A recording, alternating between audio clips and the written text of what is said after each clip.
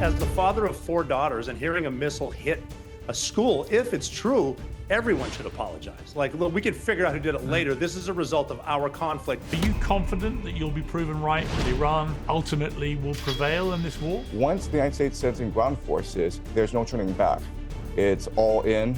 It'll be another Vietnam. We're going to kill all the bad guys and we're going to replace them with the good guys. It's like a foreign policy, made up by elementary school students. It's embarrassing. Is Israel a more secure place? Is the United States stronger today than 2 weeks ago? Is the world a better place today than 2 weeks ago, for God's sake? I feel good about where we're going as a nation.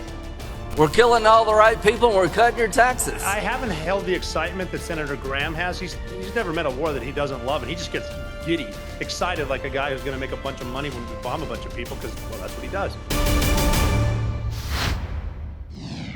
President Bush famously landed on the USS Abraham Lincoln to declare mission accomplished in the Iraq War just weeks after the invasion began. As we all now know, that war lasted another 8 years. Bush had won a second term and eventually retired by the time the last troops returned to the US. Few believe the mission was ever accomplished, and the whole war on terror became a cautionary tale about Middle Eastern quagmires and a cornerstone of the MAGA revulsion to war. Supporters of this war think it's time to move on from the ghosts of Iraq and that it has no lessons for the current conflict, a position summed up emphatically last night by President Trump. And as we take decisive action to stop the threat posed by the terrorist regime in Iran with Operation Epic Fury. Is that a great name? Well, it's only good if you win. You can only do. And we've won. Let me tell you, we've won. You never like to say too early you won. We won. Well, if the war was won in the first hour, the substance of the victory is yet to become clear. The IDF says Israel is under Iranian fire as we speak. Cargo ships and oil containers are under attack across the region, sending oil prices into orbit again. The new Ayatollah has doubled down with a message of vengeance in his first public statement, albeit nobody's actually seen him yet, and there are claims he's incapacitated. Amid all of this, the fact is that victory for Iran is quite simple. If the regime survives with its autonomy, Iran will claim victory. Victory for the United States and Israel is a lot more complicated. Many roads do seem to lead to a new Iran, which is a lot like the old Iran, but even more aggressive. It could be subdued, possibly for months or even years, but with a greater incentive than ever to arm itself and attack. That's why people are legitimately worried about a long and deadly conflict. And that's why people like Senator Lindsey Graham, who has threatened everywhere from Lebanon to Spain in the last week, are working overtime to sell the benefits of war.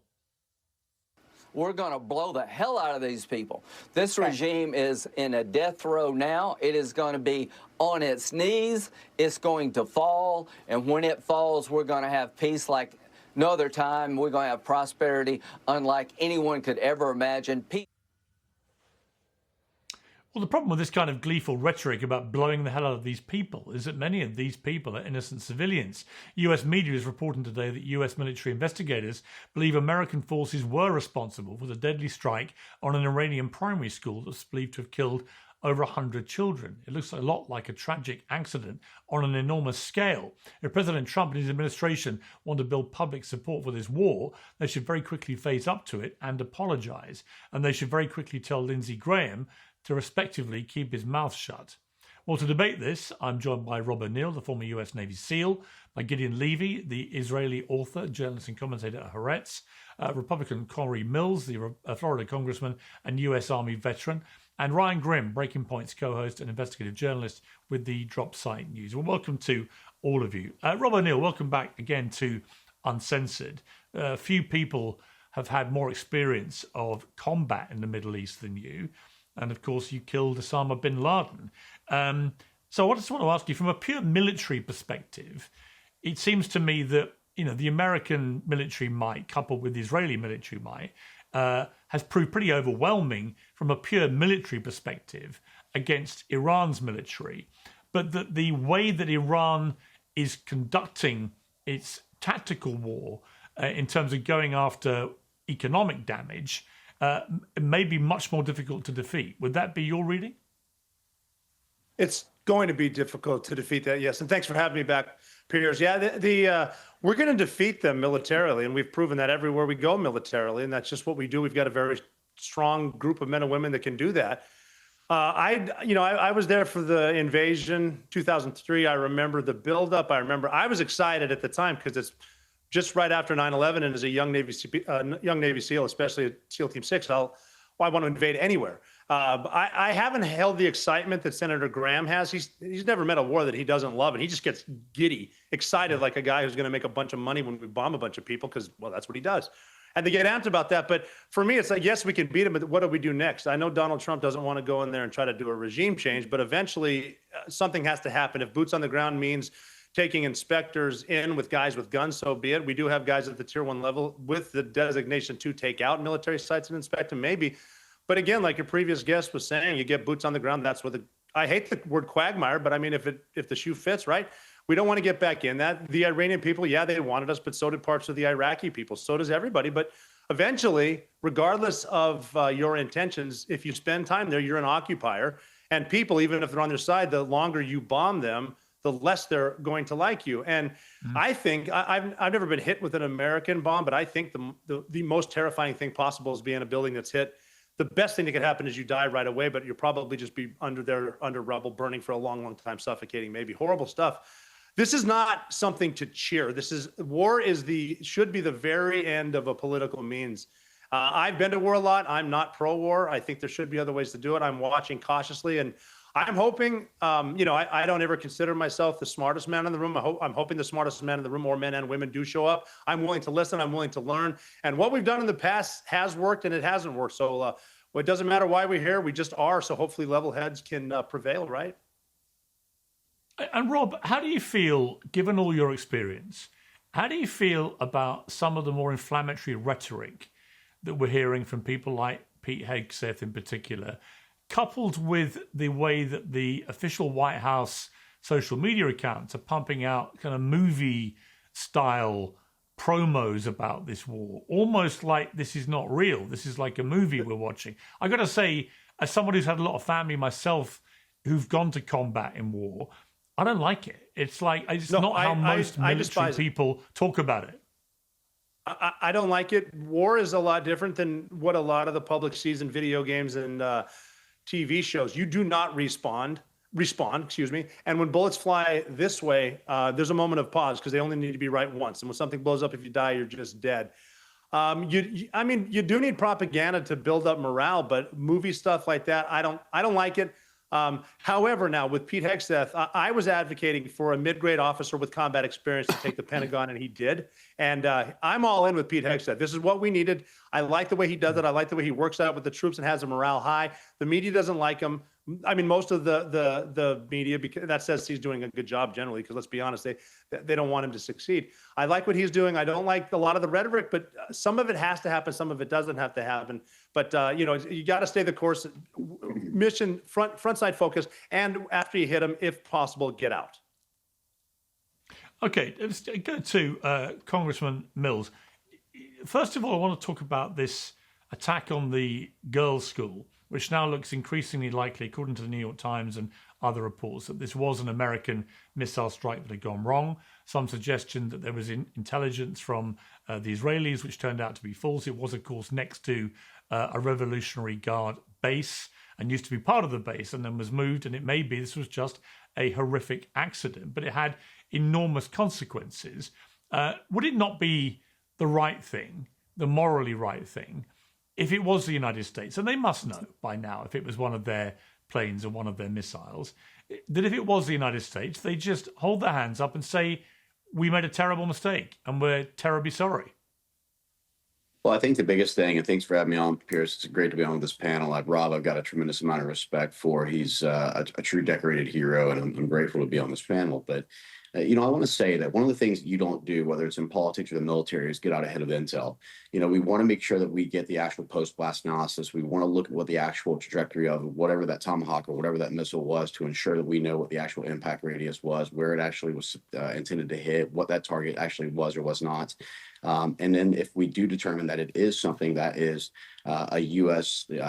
strike or a U.S. missile or whatever the case may be, then we look at what was the actual cautionary reasons of why it occurred. So Until I get into the actual SCIF and get an intel brief on this, I sit on the Armed Services Committee. I sit on the subcommittee of military personnel on military readiness and the intelligence special operations. I'm the subcommittee chair of the Oversight and Intelligence for a Foreign Affairs Committee. So until I can actually get in there, I'm not going to get over my skis and start making comments, but I can tell you that if and when this is determined, if the United States is responsible in any way, it'll take its accountability. It'll do its after-action review. We did this in Iraq. We did this in Afghanistan, in every conflict. And as Rob and others will tell you, in any operation, no matter how great it is, you always do an AAR to determine how we can get better.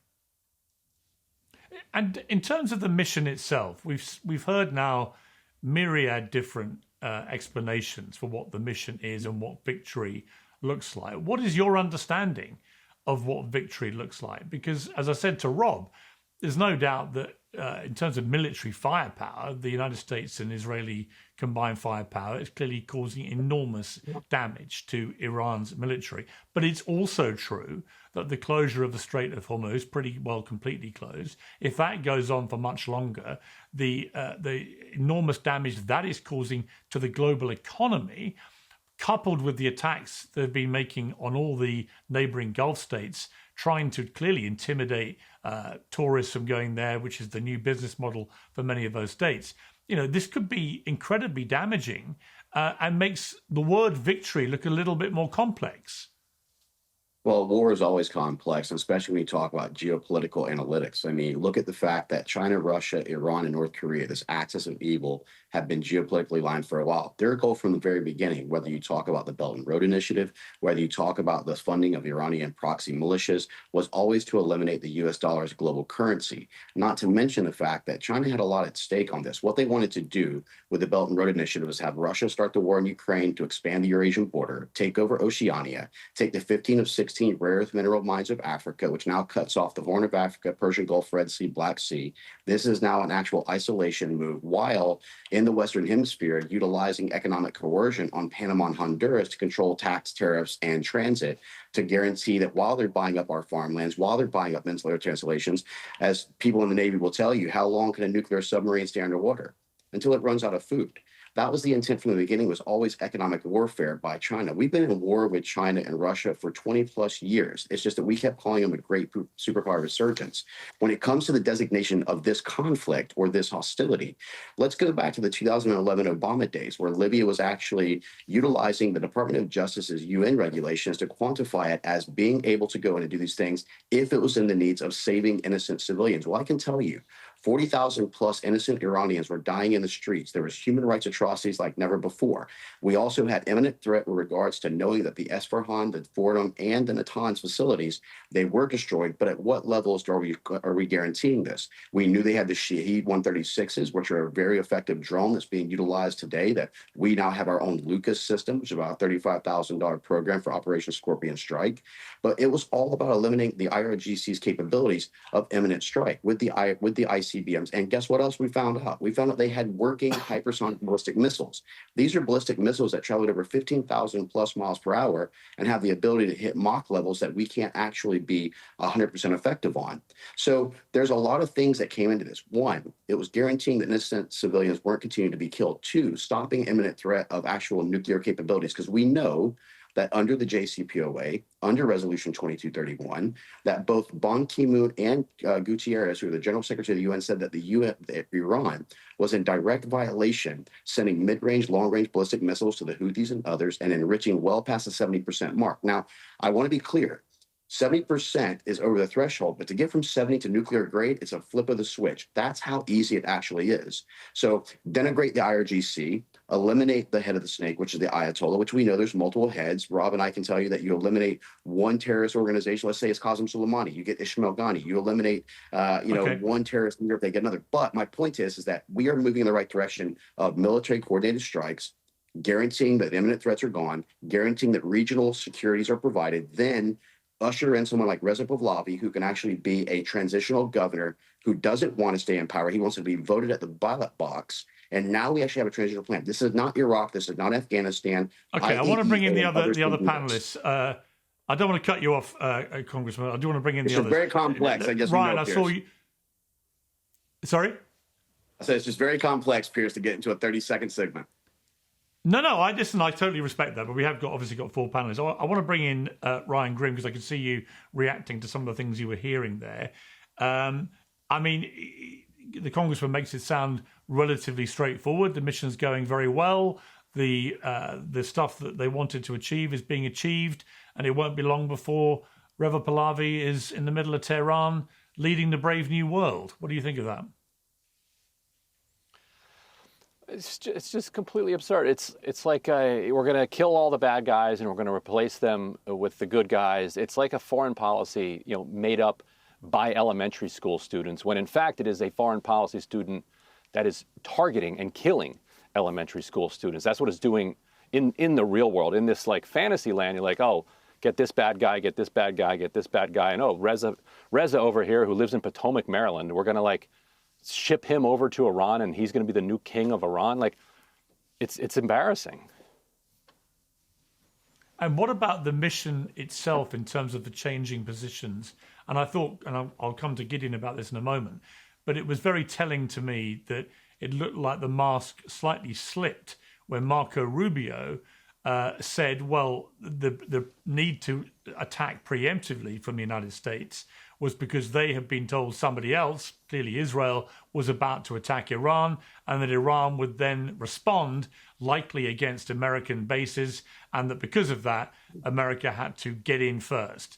And then, of course, they tried to wind that back. But I don't think Marco Rubio misspoke. I just think they didn't appreciate quite how that was going to play out. Right, and because we haven't gotten a rationale that they have stuck to. Initially, it was the nuclear program, then it was regime change. We've now been told that neither of those are actually objectives of the war anymore. Dropsite put out a poll into the field over the last weekend asking the American public, why do you think the U.S. went into this war? 50% of the country believes now that Donald Trump, at least in part, went to war against Iran in order to distract from the Jeffrey Epstein scandal. So by a 50 to 41 margin, that's what the American public believes, likely voters. We also asked about the influence of Israel. Nearly 50%, I think 46% of likely voters said that they believed that Trump was more responsive when it came to the war in Iran to Benjamin Netanyahu than he was to the American public. I think 47% said he was more responsive to the American people than to Benjamin Netanyahu. So he's as almost 50% of that. He ran as America first. Not even 50% of the country believes that he went to war for the United States. We have never had a president in the history of the United States who went to a war of any sort, let alone a war of this scale, and had nearly half the country believing, whether it's true or not, believing that he did it for a different country. Or actually, Gideon Levy, there hasn't been a war that I can remember in modern times where there hasn't been a majority support from the American people once it started, and there isn't for this. It's an unpopular war. The majority of Americans do not want America to be waging this war. They're particularly concerned because they've already still got inflation, still got rising costs. They've seen prices at the gas pump now rocketing in the last 2 weeks.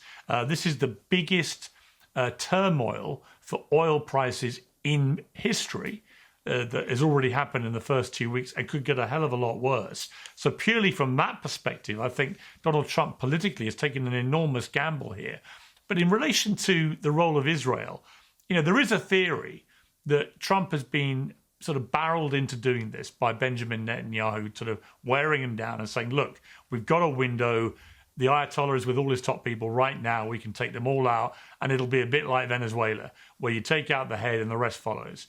And that having committed to that and talked about quick regime change, clearly that hasn't happened. In fact, the Ayatollah's own son is reported to be the new supreme leader, although we haven't seen him.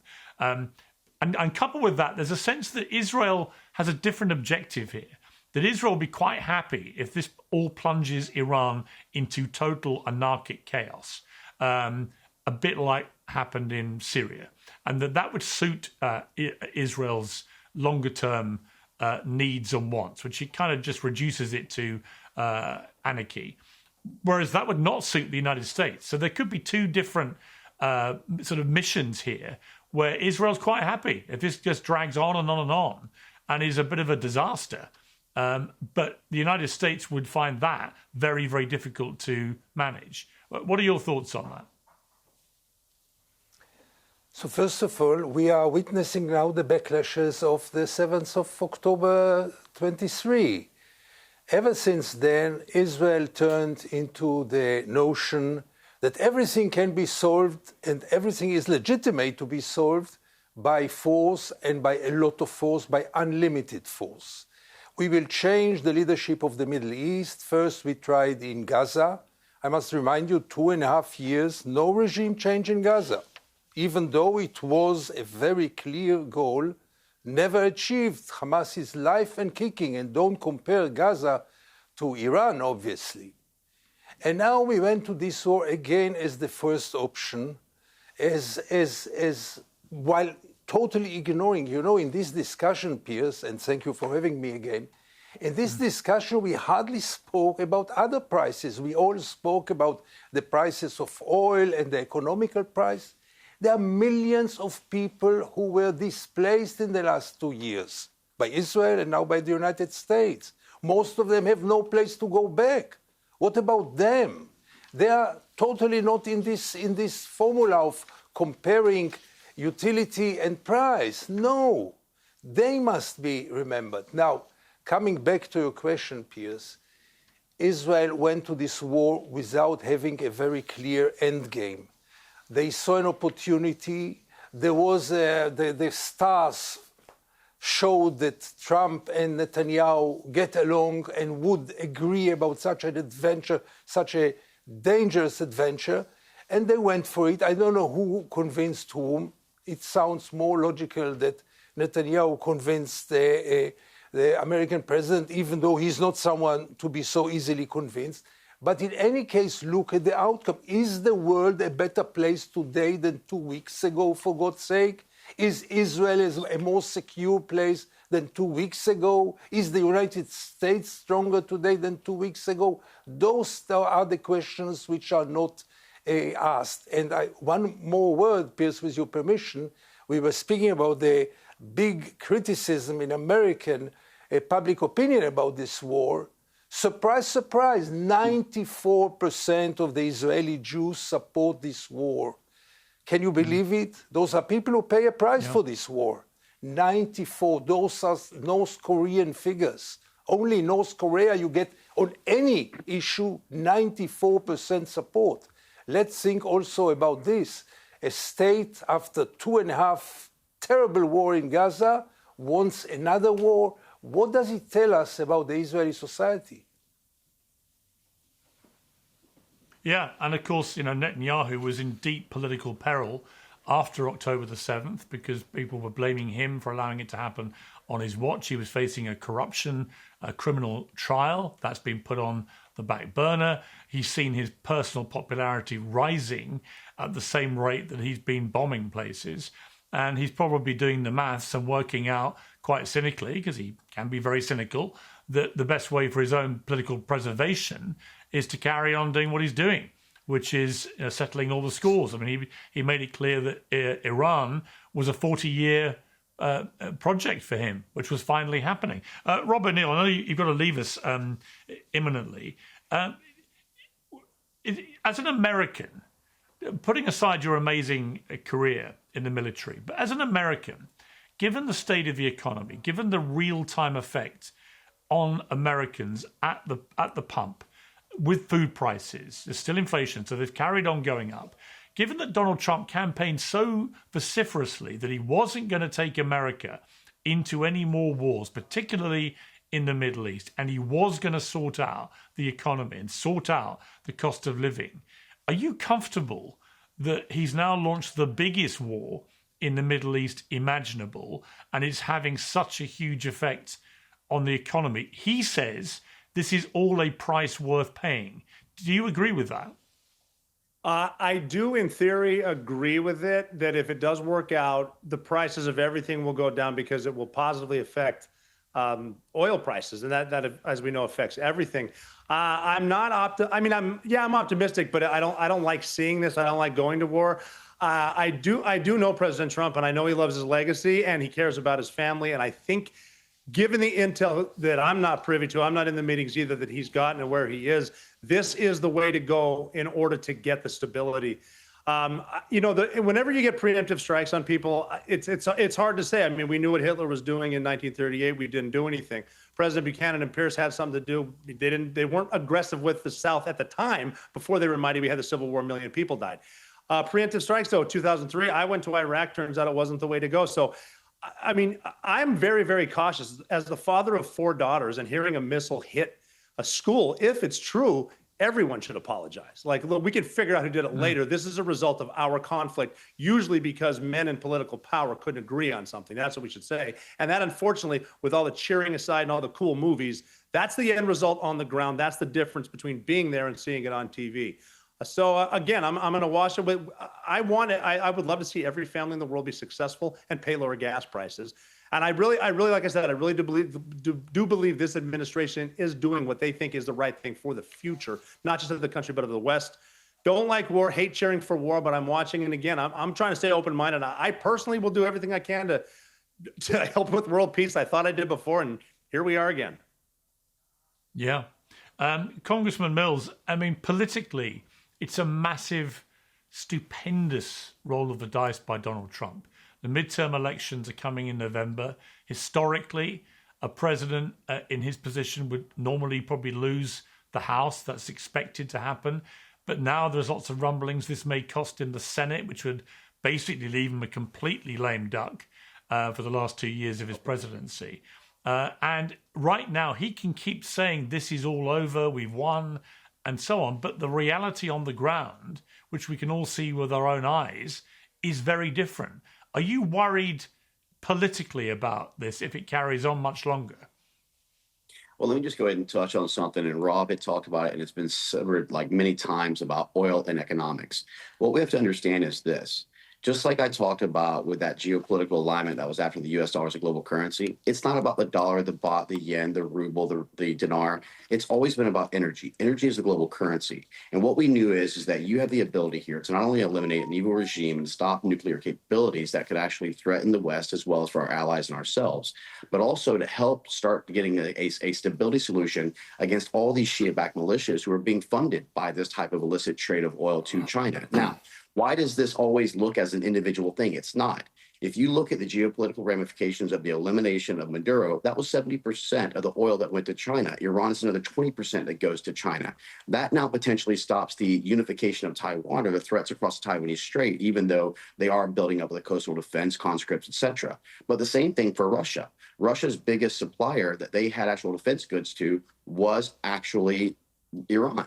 So now you've actually got an economic loss there as well. So this is doing a lot of things for the region, not just eliminating this regime, but it will actually bounce back oil prices because we've always had issues with Iran and the Strait of Hormuz. We've always had issues with the threats of trying to go after things like with the Houthis on Saudi Aramco that had an impact on the actual oil production. So this is a momentary diversion, as Secretary of Energy Wright had said, that allows us to not only try and help to free innocent civilians who are dying, but not get boots on the ground. This is not Iraq and Afghanistan. We are not nation building. We are not looking to try and put in an implementation of Democrats. We're not trying to do an Article 76 of the 05 Constitution to set forth sectarian democracy, which hasn't existed since pre-apartheid South Africa or Northern Ireland.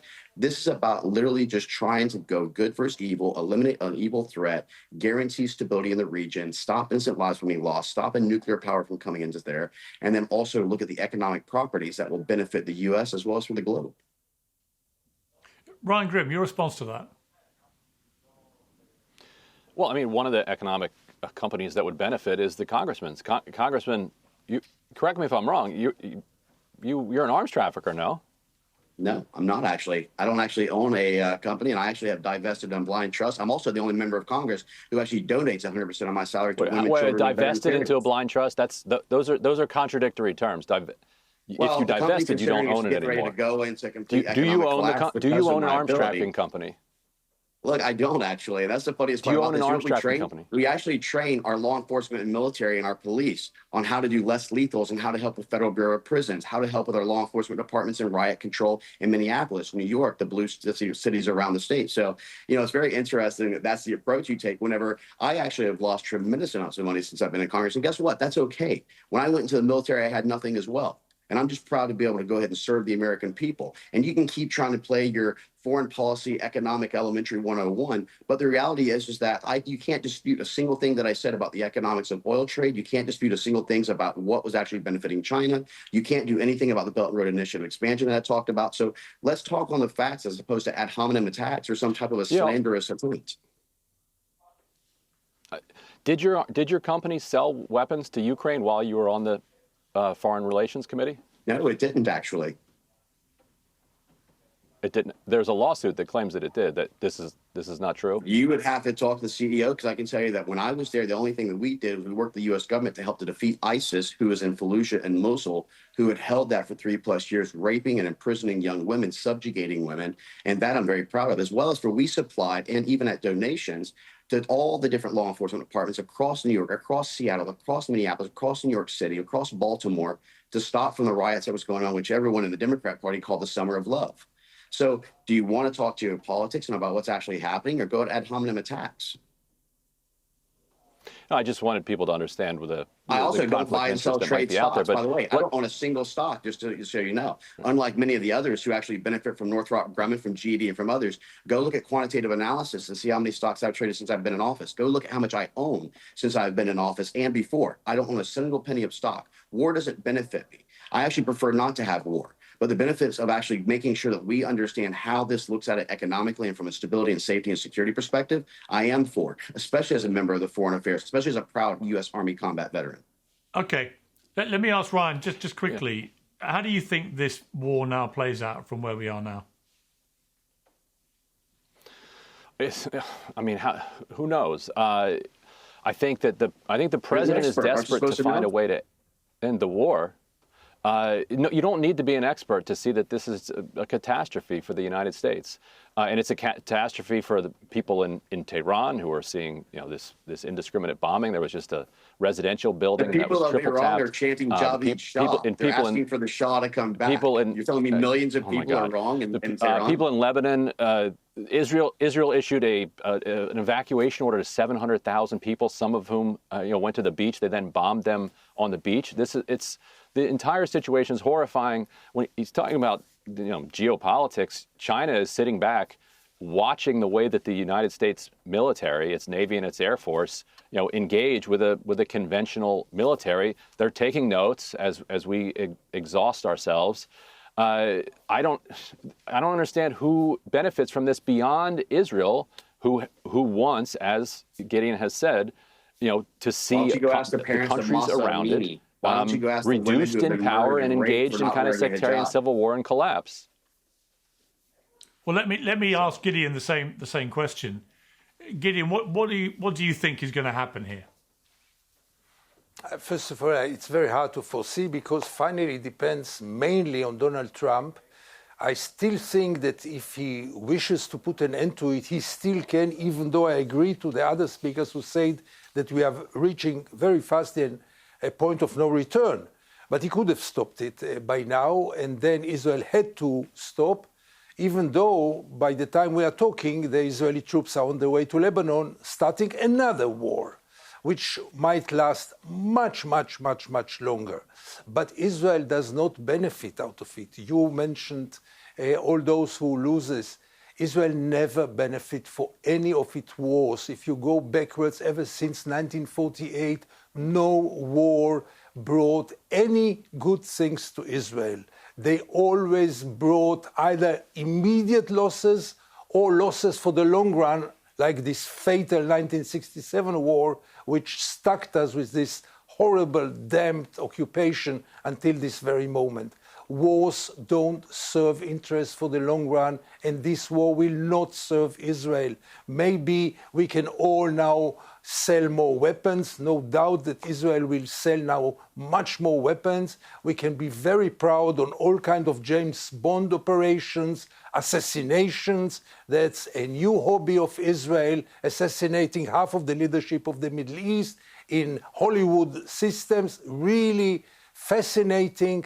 But by the end of the day, after this all glory will go away, we'll ask ourselves, what did we achieve? What did we achieve in 2.5 years in Gaza with 70,000 people killed and 1,000 babies killed? What did Israel achieve? Is it today more secure? Is Gaza a more stable place? Is the danger of Gaza smaller or bigger for the long run? Same will be here. And I'm very sorry to say it, because they always say that I always spoil all those parties. No, it's not a party. It is a war which gets more and more complicated and complicates itself with endless consequences. By the way, Israel is going also to pay enormous price in the United States. The Americans will never forget Israel, who they believe pushed the United States to this unnecessary war. And by the end of the day, we'll say, oh, this was a mistake. But the next war, then we'll make it. Because we have to solve it once and for all. And the only once and for all for Israel is the continuance of the occupation. Gideon Levy and my panel, thank you all very much. I appreciate it. Thank you.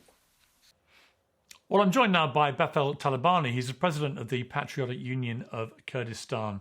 Mr. Talabani, thank you very much indeed for joining me on Uncensored. I know you spoke to President Trump a few days ago. What is your overview about where we are with this war right now?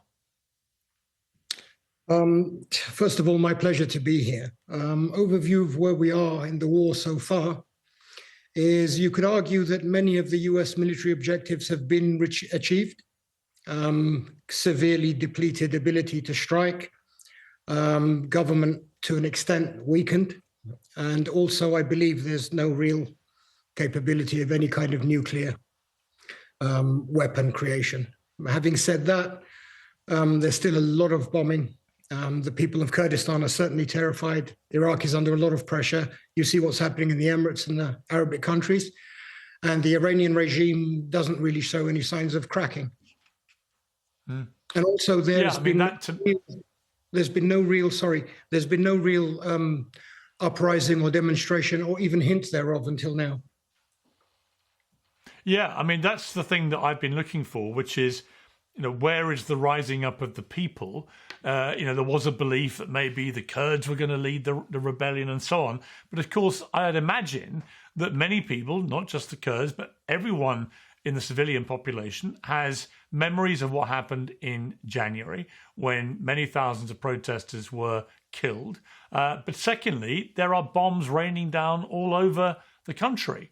And that makes even venturing onto the street an extremely dangerous, potentially life-threatening thing to be doing, never mind what the Revolutionary Guard or the other militia may do if they find you there. So it seems to me the double-pronged threat to people, if they do take to the streets, is very pronounced right now, and the danger is very real. I would agree with that, but I would add another prong. I think there's 3 prongs of concern. One of them is the zip code the postcode, that Iran is in. Just look at the recent years. Iran is in the postcode of Afghanistan, Armenia, Syria, Turkmenistan, and Iraq. The Persians are a very well-educated, beautiful people, very old and ancient people, and it's difficult for them to see them going through what these countries around them have gone through. And this is also a real major concern. In fact, last time, a lot of the middle class and a lot of the professional class didn't get involved in any of the demonstrations, regardless of their political view, because of this fear. This fear has not been alleviated at all, and it exists in Iran. If, as at the moment seems more likely than not, the regime remains in place, Donald Trump did talk very early on that he wanted regime change, but he made it clear he wanted the people to lead that. If that doesn't happen, can the United States legitimately claim victory? Judging by some of the statements that were made, the initial objectives militarily, I think some of them have been achieved. Victory for Mr. Trump, I think you could argue it either way. My personal opinion is really the sooner the better. Don't underestimate the shock and the damage the assassination of the supreme leader has had on the psyche of the country as a whole. I think that shouldn't be underestimated. We're in danger of this becoming like a wound from Excalibur, a wound that never heals. And I think that should be taken into account. There have been reports that Kurdish armed groups, who of course have fought the Iranian regime for a very long time, Yes. operating from bases along the Iraqi border, that the reports that the CIA has been backing some of these groups to launch ground incursions inside Iran. Can you say anything about that? I can. This is categorically not the case, at least in this side of Iraqi Kurdistan. Also, please remember, the Kurds make up less than 10% of the Iranian population of 92 million. Of that 10% of Kurds, more than 60% of them are actually Shiite. A lot of them are in the administrations, they are in the government, etc., etc. Of that remaining percentage, how many of them are with these groups, and what would a Kurdish attack on Iran do? For example, Turkey has made it very clear to us that this is completely unacceptable, and they have their own legitimate concerns. Then you have the fear of a backlash from the Iranians themselves, who are a proud people and would fear separatism or a splitting of the country. That's why I firmly believe Kurds being tip of the spear is an absolute disaster. And in my communications with the different Kurdish groups, I think a lot of them understand this. And have you made that clear to President Trump directly when you spoke to him? No, the phone call with Mr. Trump didn't really go there. Funnily enough, when I spoke to Mr. Trump, I thought of you, because you often mention the other side of him that people don't see. And I really did pick up on that. I picked up on a genuine caring. I think genuinely Mr. Trump isn't in favor of war. He indicated that he was forced into this decision. And I think that this is true. And he genuinely seemed to have caring for Iraq and for the Kurdish people, and was obviously grateful to us for the years that we've cooperated militarily, et cetera, in the fight against ISIS and the overthrow of Saddam Hussein, et cetera. Well, it's interesting you mentioned Saddam Hussein, because he watched from his prison cell as your father, Jalal Talabani, became the first elected president of Iraq following the overthrow of Saddam Hussein. What a remarkable moment in history that was. You know, I was editor of the Daily Mirror newspaper in the UK, which took a very strong position against that war. And for a very long time, I felt thoroughly vindicated. Somebody did say something interesting this week about Iraq now, that if you look at Iraq now, it is in a much better place now than it has been for a very long time. And you could argue that even though it's been a very tumultuous journey to get to where it is, that it's been worth the pain. What would you say to that? I would agree with that, actually, Piers. I think that that's an accurate description. When Saddam Hussein forgave everybody in Iraq at one point, except my father. And then when it came to sign his execution, my father wouldn't sign it. He said there's been enough blood spilled. But it's taken us 20 years of pitiless combat to get to today. And it's been a long time. The Middle East has suffered a lot. Yeah, it has. And it's actually very sad to see it all flaring up in the way that it is now. And I hope common sense does prevail. Mr. Talabani, thank you very much indeed for joining me. I appreciate it. Thank you very much. Thank you. Professor Jiang is a game theorist, best known for his popular Predictive History YouTube channel, where he applies his systems of analysis to the past in order to predict the future. Back in 2024, he predicted that Trump would win the presidency, that Trump would go to war with Iran, and that the US would lose that war.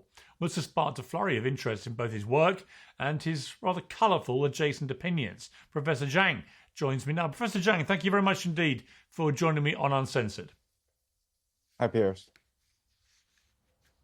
Let me start with these three big predictions, because you've been proven obviously completely right about two of them, and the third one is now unfurling before our eyes.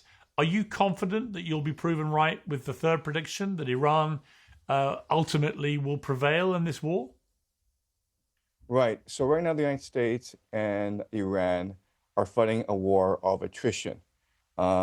The United States is trying to degrade Iran's military capacity, and Iran is trying to strangle the world economy. and it turns out that Iran is putting a lot of pressure on the GCC.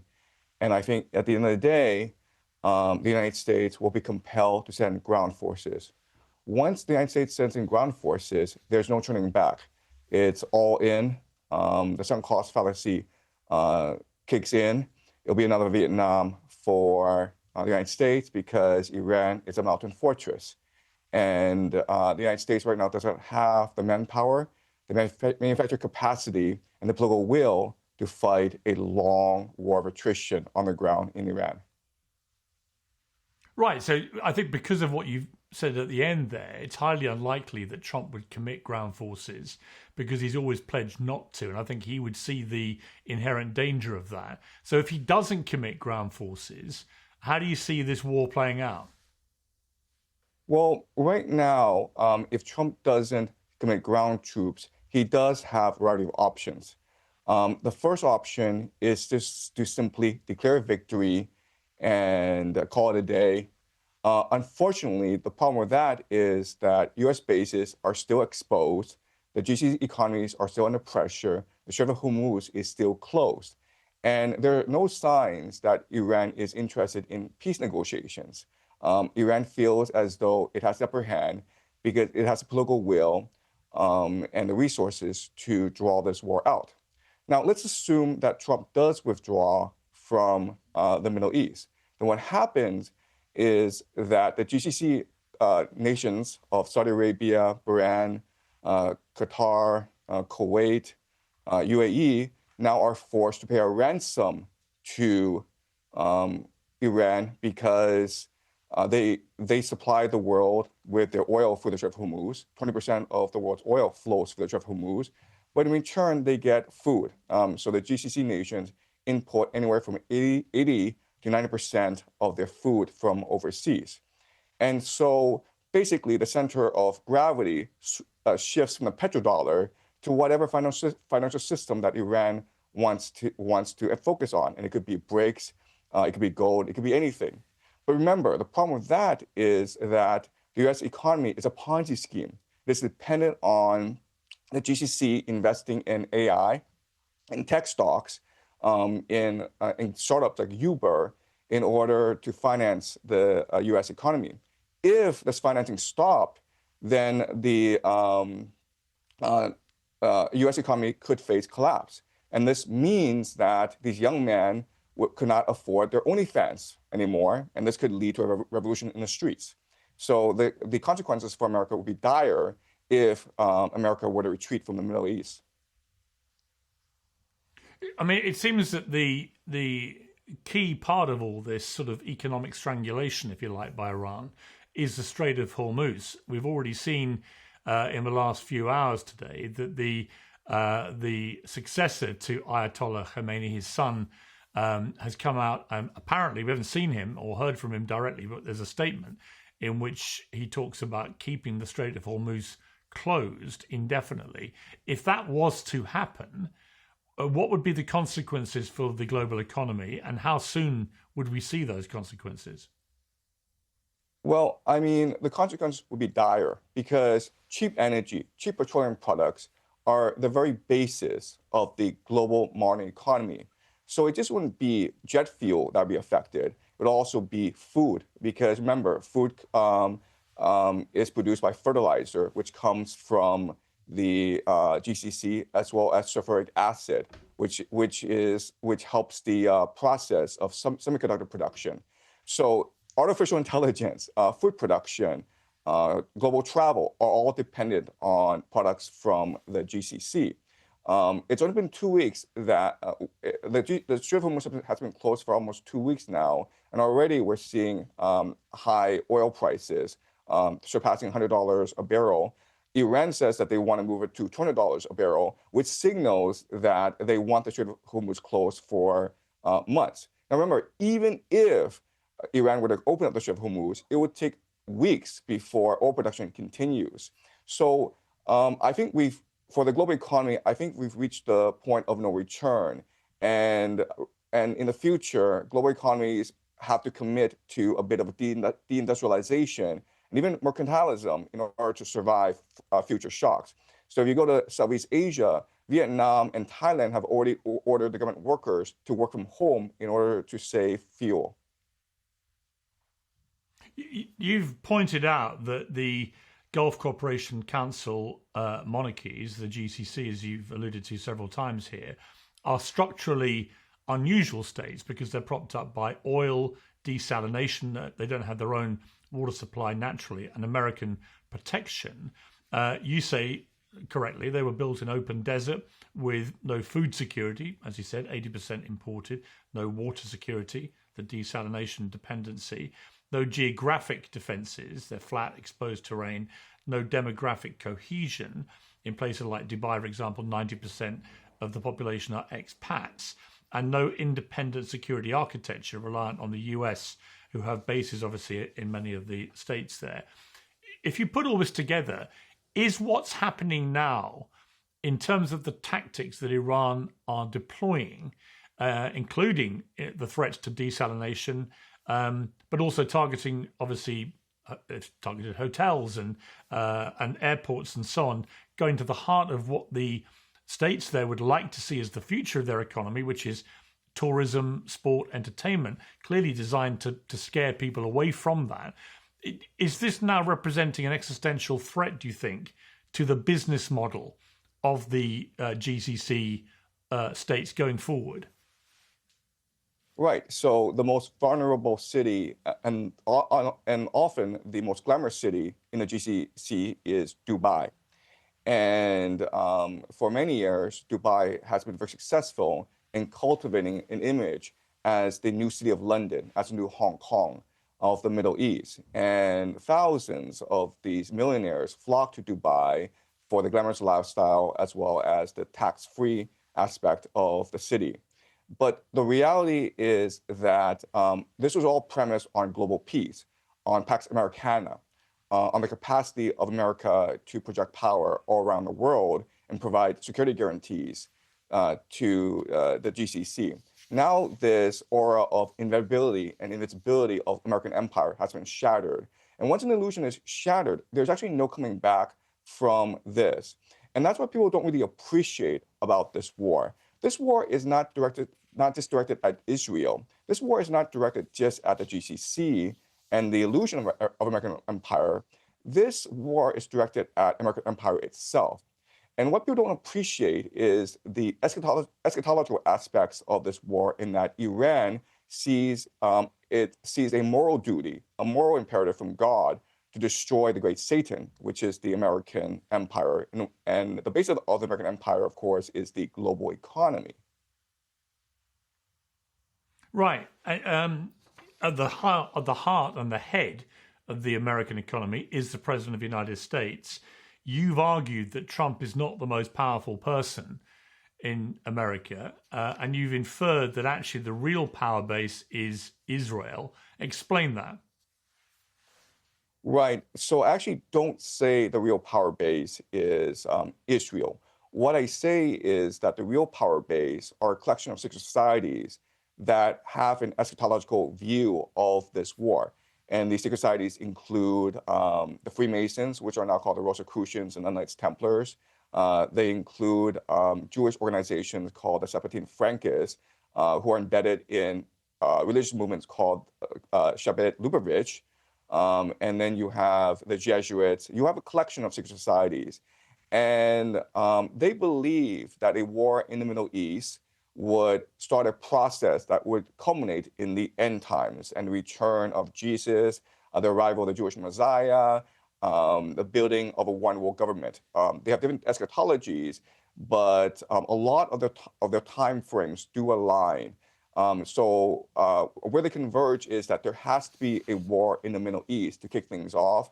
This war in the Middle East will lead to the defeat of the American empire, and this will lead to the culmination of the Greater Israel Project, where Israel is able to control the Middle East from the Nile to the Euphrates.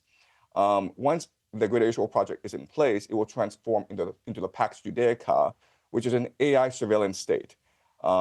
This will eventually lead to the war of Gog and Magog, the destruction of the Al-Aqsa Mosque and the building of the Third Temple, the return of the Jewish diaspora to Jerusalem, and the arrival of the Jewish Messiah or the Antichrist. So they have the script scripted out. And unfortunately, a lot of world events are conforming to this script.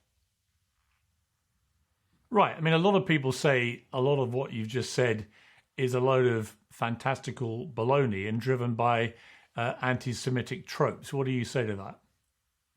Look, I completely sympathize with this argument. 5 years ago, I would have said the same thing about this sort of argument and thinking.